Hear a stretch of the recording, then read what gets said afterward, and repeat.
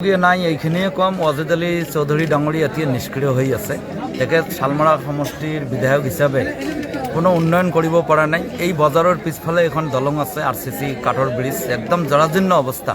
তাত মানুহ খোজ কাঢ়িব নোৱাৰে। ওয়াজেদ আলী চৌধুৰী ডাঙৰীয়া কিয় ব্ৰিজ বনাব পৰা নাই মই জানা নাই। এতিয়া আফটাৰ ডেলিমিটেশ্যনৰ পিছত এই পঞ্চায়ত দুখন ধুবুৰী সমষ্টিৰ অন্তৰ্গত হ'ল। পঞ্চায়ত নিৰ্বাচন যদি আমি কণ্টাক্ট কৰিম, কিন্তু বিধানসভা নিৰ্বাচনৰ 2026-ৰ আগে আমি কোনো ফাণ্ড চৰকাৰীভাৱে দিব নোৱাৰোঁ। তথাপিও যেহেতু PWDত পৰিছে, মই অসমৰ মাননীয় মুখ্যমন্ত্ৰী ডাঙৰীয়াক অনুৰোধ কৰি মই এই মাজেৰ আলগাৰ যিখন আমাৰ ব্ৰিজৰ মাজেশ্বৰৰ যিখন ব্ৰিজ আছে, এই ব্ৰিজখন অনতিপলমে মই ইয়াৰ চেংচন কৰাই ইয়াৰ কাম আৰম্ভ কৰি দিম। আৰু আমি যিফালে আহিলোঁ বাইকেৰে, এই ৰাস্তাটো শুনিছোঁ বহুত দিন আগতে চেংচন হৈছে, চেনগ্ৰাভেল কৰি থৈছে, তাত কোনো এপ্ৰ'চ নাই। বিধায়ক জাতীয় নিষ্ক্ৰিয় হৈছে, কণ্ট্ৰেক্টৰবিলাকে সুযোগ লৈছে, ঠিকাদাৰে সুযোগ লৈছে, তাৰ মনিটৰিং কৰিব লাগে। আৰু কি কণ্ট্ৰেক্টৰৰ পৰা বিভিন্নজনে কৈ থাকে যে অমুক পইচা লয়, তমুকে পইচা লয়, বিভিন্নজনে তাৰ আত্মীয় কাৰণতে এনেকুৱা হ'বলৈ পাইছে।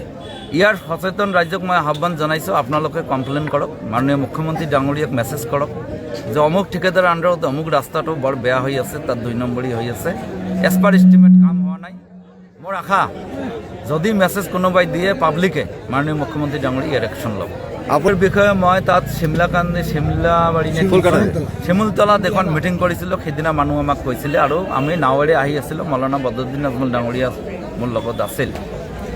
এই বক্তব্যত মই কৈছিলোঁ, বক্তব্যটো শুনি ওয়াজেদ চৌধুৰী এটা প্ৰতিক্ৰিয়া দিছিল, প্ৰতিক্ৰিয়াটো মোৰ ওচৰত আছে। তেখেত ধুবুৰী সমষ্টিৰ বিধায়ক।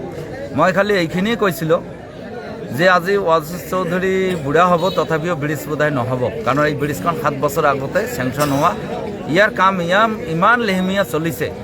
তেখেত ডিচিক যদি এটা ফোন কৰে, কণ্ট্ৰেক্টৰ ঠিকাদাৰ যিয়ে নহওক, ঠিকাদাৰক যদি এখন লেটাৰ দিয়ে, ওয়াজেদ চৌধুৰী কিয় লেটাৰ নিদিয়ে? লেটাৰ দিলে ইমান দিনে কাম হৈ গ'লে হয়। আৰু তাৰপিছতো যদি নহয়, উপায়ুক্তৰ বিৰুদ্ধে যদি বিধানসভাত প্ৰশ্ন উত্থাপন কৰে, তো উপায়ুক্তৰ দিগদাৰী হৈ যাব। এই ব্ৰিজটো একচুৱেলি ওয়াজেদ চৌধুৰীৰ লেহেমীয়া নিষ্ক্ৰিয় কাৰণে ব্ৰিজখনৰ কাম সোনকালে হোৱা নাই, এইখিনি কৈছিলোঁ। তেখেতে কিন্তু এটা প্ৰতিক্ৰিয়া দিছিল মোৰ বিৰুদ্ধে। যিয়ে নহওক, মোৰ সমষ্টি হ'লে মই এনেকুৱা কোনো ঠিকাদাৰক এৰি নিদিলোঁ। গৰাখহনীয়া মোৰ বক্তব্যত কৈ দিলোঁ, কাৰণ গৰাখহনীয়াৰ কাৰণে অসম চৰকাৰে ইমান ফাণ্ড মঞ্জুৰি নিদিয়ে, আৰু চৰ চাপৰিত কম দিয়ে, আপাৰ আছামত বেছি দি আছে। আমি এইটো মাননীয় মুখ্যমন্ত্ৰী ডাঙৰীয়াক অৱগত কৰাইছিলোঁ। মই মোৰ ধুবুৰী সমষ্টিৰ 9খন পঞ্চায়ত গৰাখহনীয়াত ব্ৰহ্মপুত্ৰ আৰু গংগাধাৰৰ মাজত আছে। এই পঞ্চায়তবিলাকৰ কাৰণে মই ফাণ্ড বিচাৰি থাকোঁ, এইবিলাকত নিদিয়ে, অকল বিন্দাছাৰাত দিয়ে, তাত কোটি কোটি টকা দিছে, ইণ্টাৰনেশ্যনেল বৰ্ডাৰ বাংলাদেশৰ লগত সংলগ্ন। তাৰপিছতো গৰাখহনী এটা আমাৰ কাৰণে চেলেঞ্জ হ'ব। মাননীয় মুখ্যমন্ত্ৰীক কৈ, যিহেতু তেখেত মুখ্যমন্ত্ৰী আৰু ডিপাৰ্টমেণ্টৰ মন্ত্ৰী পীযুষ হাজৰিকা ডাঙৰীয়া আছে, মই তেখেতৰ লগত অনতিপলমে লগ কৰিম, আৰু এইবিলাকৰ গৰাখহনীয়াৰ যি স্থায়ী সমাধান, এই সমাধান সম্পৰ্কে আলোচনা কৰি কিমান ফাণ্ড মঞ্জুৰি কৰা যায় তাৰ কাৰণে চেষ্টা কৰিম। ডাঙৰীয়াক মই এইখিনি আহ্বান কৰিম। তেখেতে কৈছিল 50টা হিমন্ত বিশ্ব শৰ্মা আহিলেও মোৰ একো লোম এডাল ছিঙিব নোৱাৰে। ৰকিবুল হুছেইন ডাঙৰীয়া কৈছিল, কোনো দুখীয়া ৰাইজৰ কোনো অসুবিধা নহয়, চাইনাৰ ৱালৰ দৰে থিয় দিম। ৰকিবুল হুছেইন ডাঙৰীয়া নিৰ্বাচিত হোৱাৰ পিছত বৰপেটাৰ 38জন মানুহৰ প্ৰকৃত ভাৰতীয় নাগৰিকক যে ডিটেনশ্যন কেম্পত সোমালে, তাৰ কাৰণে কি ব্যৱস্থা ল'লে, পাৰ্লিয়ামেণ্টত কিয় প্ৰশ্ন উত্থাপন নকৰিলে, অসমৰ মিডিয়াৰ যোগেদি কিয় কৰে ভাৰতবৰ্ষৰ গৃহমন্ত্ৰীক নজনালে, এই প্ৰশ্নখিনি থাকিল।